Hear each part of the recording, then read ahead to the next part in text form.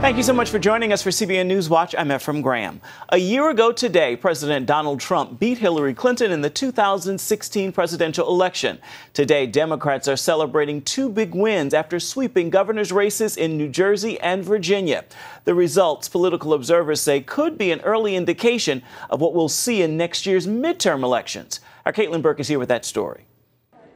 Two major gubernatorial races, two Democratic victories. Voters potentially shifting momentum to the left ahead of next year's midterm elections. Big night for Democrats, and really it was a repudiation of sorts of the Trump nationalist message. In New Jersey, Democratic candidate Phil Murphy soundly beat Republican Lieutenant Governor Kim Guadagno as expected, taking the seat from unpopular Republican Governor Chris Christie. But the Virginia race was expected to be very close, with polls showing a tightening race in the final days. In the end, however, Democratic candidate Ralph Northam decisively defeated Republican Ed Gillespie with 54% of the vote to his 45%. The Democrats not only won the gubernatorial race, but also took more than a dozen Virginia House of Delegates seats. Recounts could possibly give control of the legislature to the Democrats, and the incoming governor took a subtle shot at President Trump. Virginia has told us to end the divisiveness, that we will not condone hatred and bigotry, and to end the politics that have torn this country apart. The president, meanwhile, is distancing himself from Gillespie, writing on Twitter that, quote, Ed Gillespie worked hard but did not embrace me or what I stand for. And Gillespie maintained some distance from Trump during the campaign. However, the race focused on many of the themes that Trump ran on, including crime and immigration. Virginia voters also made history by electing the first openly transgender state legislator, Danica Roem. Now, President Trump is looking to shift the country's focus away from the Republican losses, tweeting about economic growth and promising Republican victories in the future. Caitlin Burke, CBN News. Police reports reveal the gunman who killed more than 24 in Sutherland Springs, Texas, was potentially more dangerous than they initially thought. Devin Kelly escaped from a mental health center in New Mexico in 2012. The Air Force also confirmed Tuesday he had been treated in a facility after being placed under pretrial confinement. They also confirmed they did not enter Kelly's criminal history into the federal database as required by military rules. New details now show it was not the first time that Kelly visited the Baptist church either. He attended the church's fall festival just days before Sunday's massacre. Meanwhile, vigils for the victims continue.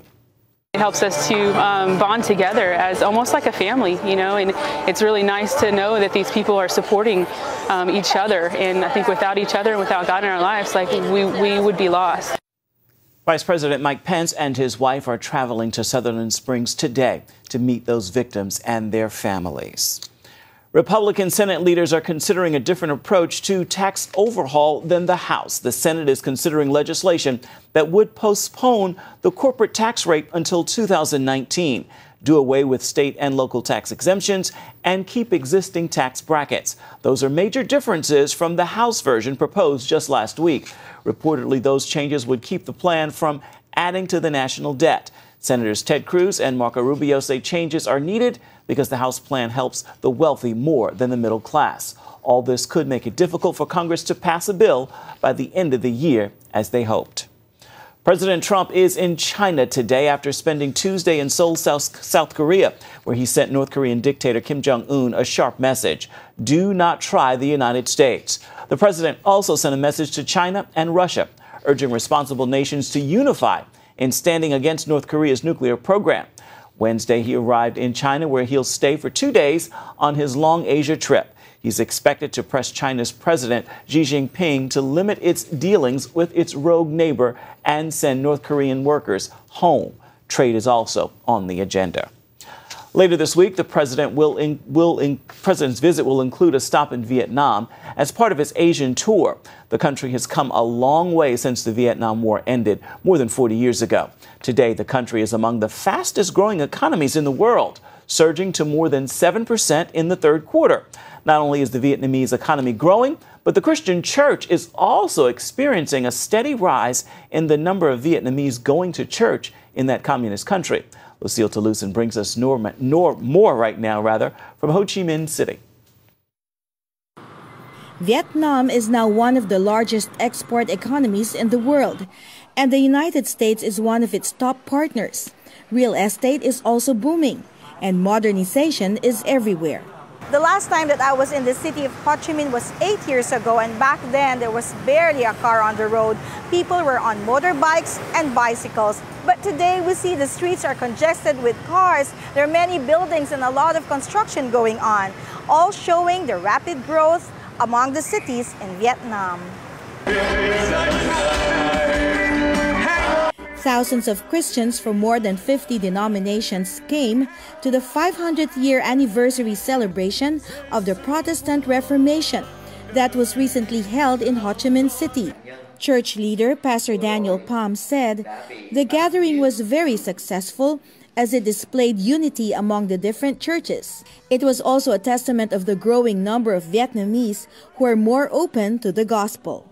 The community, they see that when people come to Christ, their lives changing.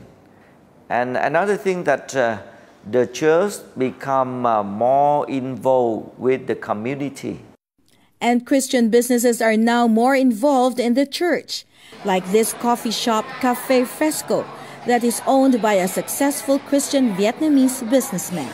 Its manager, George Pho, shares how the business grew after the owner dedicated it to the work of God. The business started with 5 coffee carts selling coffee by the roadside. When it became famous, the owner decided to build a coffee shop so more people can enjoy our coffee. But he also made a commitment to give all the net profit of the business for the advancement of God's kingdom. We opened another branch, and God continues to bless not only the business, but our lives as well. Having this kind of commitment to the gospel was the challenge made by one of the key Vietnamese leaders on the 500th year Reformation anniversary. Dr. Duc Nguyen dedicated his life to promoting unity among churches around the world. He said it was important for Christians to love one another so people will easily believe the gospel. His message made a much greater impact when 2 days after the event, he suddenly died of a heart attack. I'm so happy because that's my dream, to see the church have unity and people come, man, I want to follow your life. As for President Trump's visit, Pastor Pham said he'd like to see a lasting impact made on more than just the Vietnamese church. We hope that President Trump can pray for us and by his influence can help not Vietnamese only, but people around the world have freedom to worship God. Lucille Talusan, CBN News, Ho Chi Minh City, Vietnam. CBN News takes you to Egypt to show you a landmark event marking a big change in evangelical relations with the largest country in the Arab world. That story is coming up next right here on CBN NewsWatch. For the first time, a delegation of evangelical Christians from the United States met with Egyptian President el-Sisi. As Chris Mitchell reports from Cairo, some believe it represents a landmark in evangelical relations with the largest country in the Arab world. The meeting between President el-Sisi and the evangelical delegation exceeded their expectations. Rarely have I been in a meeting that was scheduled for an hour and went for 3 hours, and the conversation was so clear, so authentic. It was historic. Author and Middle East expert Joel Rosenberg hosted the delegation. He believes el-Sisi is the kind of leader the U.S. needs in the war against Islamic terror. I'm a fiction writer, and I have to tell you that if President Abdel Fattah el-Sisi didn't exist, you'd have to make him up. I mean, what are we looking for as allies in the United States? People who are telling us, I want a strong strategic alliance with America. The delegation also met with 2 influential Muslim leaders, including Egypt's Grand Mufti, and with Mrs. Jihan Sadat, the widow of Egypt's former president, Anwar Sadat. It is very important that such a wonderful group like them to visit Egypt and to get to know that the Egyptian people are for peace. Egypt is a land rich in biblical history. Moses was rescued from the River Nile. It's the land of Joseph, the Israelites, and the Exodus. Jesus sought refuge here, and Egypt is mentioned more in the Bible than any other country except Israel. We as Christians love Egypt because the scriptures indicate that God has this great love for Egypt. Not even just a general love. There are specific verses, specific prophecies about God's love. Isaiah 19 speaks of Egypt, my people. The delegation also met with evangelical leaders of Egypt, where leaders from both groups shared their hearts. A fantastic meeting, sharing the hopes, the dreams, the challenges facing evangelicals here, how they look to the futures, how they can together build a coalition for the kingdom of God. Dr. Michael Youssef believes it's vital to pray for the church in Egypt. And sometimes they feel all alone. So for us to come here and say, you're not alone, we're with you, we pray for you. Rosenberg sees the visit as an historic opportunity. This is one of those rare moments in history when God allows followers of Jesus Christ to build relationships with world leaders, to be ambassadors for Christ. Chris Mitchell, CBN News, Cairo, Egypt. It's the legal battle that will determine the limits of religious freedoms, and it began because of one baker refusing to make a cake for a same-sex wedding. Get a preview of this landmark case coming up next, right here on CBN NewsWatch. Some critics say Donald Trump and Republicans have done little during the first 10 months of his presidency, but as Paul Strand reports, he's nominating the kind of judges who could change America far, far into the future. If you believe the mainstream media, you might think President Trump doesn't get much done except to get involved in daily controversies. But there's at least one area where he's making major changes that could affect the country for decades, even generations to come. Leonard Leo's had a huge impact advising Trump in a personal capacity on judicial nominees. This president has an opportunity to potentially fill as many as 40% of the seats on the federal bench. And that will just be transformative. And the president has been nominating judges in the mold of the late Antonin Scalia, who gave first priority to the U.S. Constitution and to the law as it's written, rather than coming up with his own interpretations.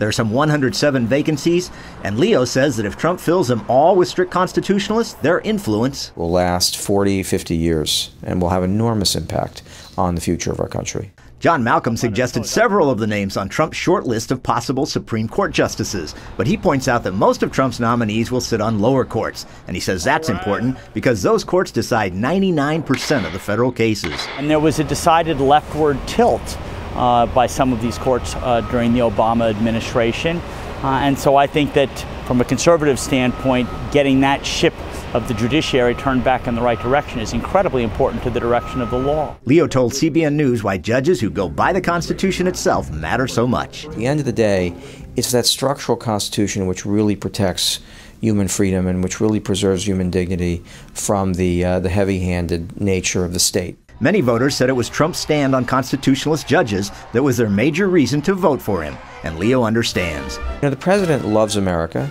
and the president understands that the Constitution, and in particular the Constitution the way the framers meant it to be, has something to do with our exceptional character and quality as a country. It is President Trump's job to pick judicial nominees, but without good allies on Capitol Hill, he really couldn't get that far. Majority Leader Mitch McConnell's had a rough time getting major legislation passed in Trump's first year, but he's shown an iron resolve in fighting for the president's court nominees.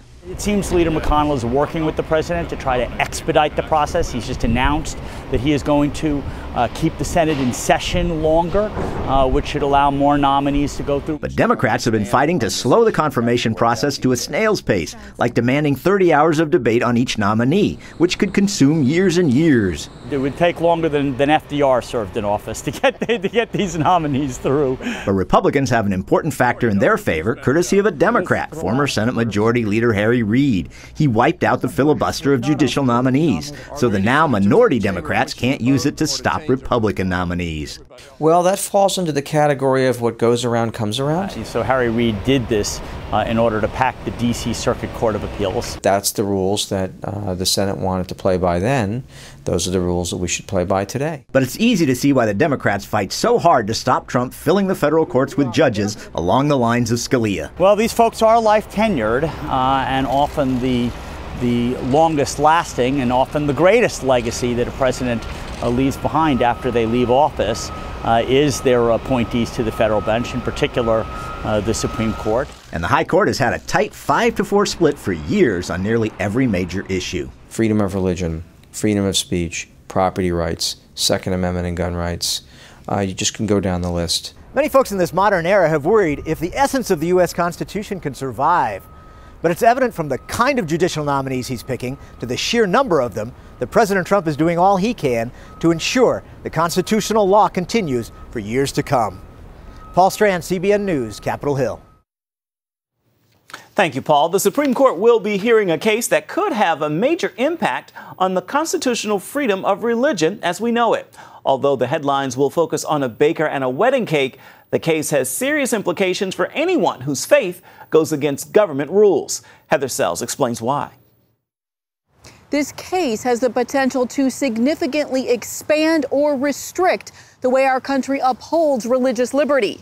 It all started in a Colorado bakery when two gay men walked in and asked Jack Phillips to make them a wedding cake. Yeah, I really had no idea that it could escalate to something like this. I just wanted to try and find a polite way to tell them that I couldn't create the cake that they were looking for. Phillips' answer will now be dissected by 9 Supreme Court justices who will ultimately decide whether it was legally okay for him to say no. Phillips didn't say yes because he believes God designed marriage for men and women. His lawyer tells CBN News that tolerance is the best argument for her client. Regardless of what you believe about marriage, if you want to have freedom for yourself, you have to extend that freedom to others. Phillips says his passion for art goes all the way back to childhood. If I wasn't playing, I was drawing. After high school, a new job helped him discover his life's work.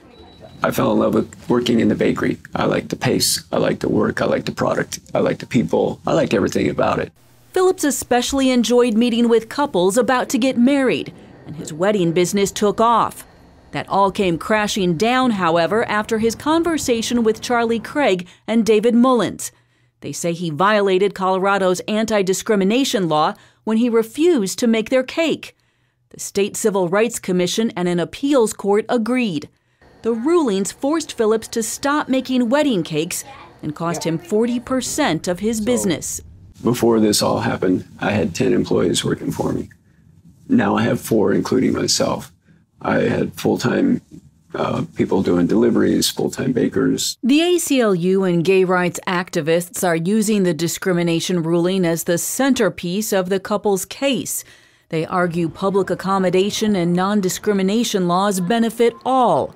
LGBT author and speaker John Corvino says people of faith are actually served by these laws. They offer as much protection to conservative religious customers as they do to LGBT customers, sometimes more. They mean that the gay atheist can't refuse to serve the conservative Christian any more than the conservative Christian can refuse to serve the same-sex couple. Phillips maintains he wanted to serve Mullins and Craig as customers and told them he would make them anything except a wedding cake. Attorney Mark Rienzi specializes in religious liberty cases for all faiths and says we live in a big enough country to accommodate people with different views on marriage. Giving Phillips the ability to continue to live out his faith is not going to create some long list of bad effects for everybody else. It's really just living together in a world where people have different beliefs. And Phillips is not out there trying to stop somebody else from getting married. He's not trying to block somebody else's bakery so they can't bake the cake. He's just saying, that's something I don't agree with, I can't participate. Rienzi notes a long history of the U.S. supporting conscience rights. Doctors and nurses don't have to perform abortions, and pacifists don't have to fight in wars. Weddings are often religious ceremonies, and we don't have any tradition in this country of forcing people to celebrate somebody else's religious event. Wagner argues Phillips is the true victim of discrimination here. She points out how the same Civil Rights Commission allowed another Denver bakery to refuse to bake a cake with an anti-gay message. That's viewpoint discrimination. Court watchers say no matter how you slice it, this case centers around Justice Anthony Kennedy. Known as the Supreme Court's top swing vote, he's supported gay rights, religious liberty, and free speech. Phillips says he's learned a lot about trusting God in the last 5 years and will trust him now for this one. I'm an artist and I'm a Christian at the same time. And I hope that the court realizes that everybody has those lines that we draw. If the court rules in favor of Phillips, it will no doubt move our country towards a more robust understanding of religious freedom. And Phillips supporters say that is good news, not just for Christians who think like Phillips, but for people of all faiths. Reporting in Washington, Heather Sells, CBN News. Heather, thank you. Be sure to stay with CBN News for the court's decision and analysis. Stay with us. We'll be right back with more CBN NewsWatch.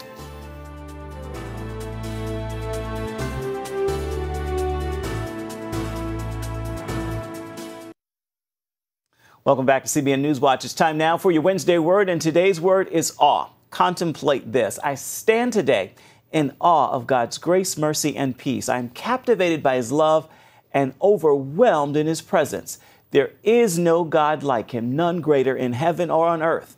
With that heart, I encourage you to make this a wonderful Wednesday and a fabulous rest of the week. It is perfectly within your power to do so. God has given you that power, and it is up to you.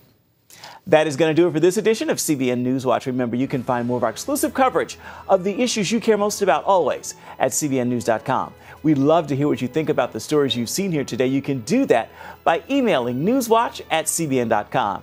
You can also always reach us on Facebook, Twitter, and Instagram.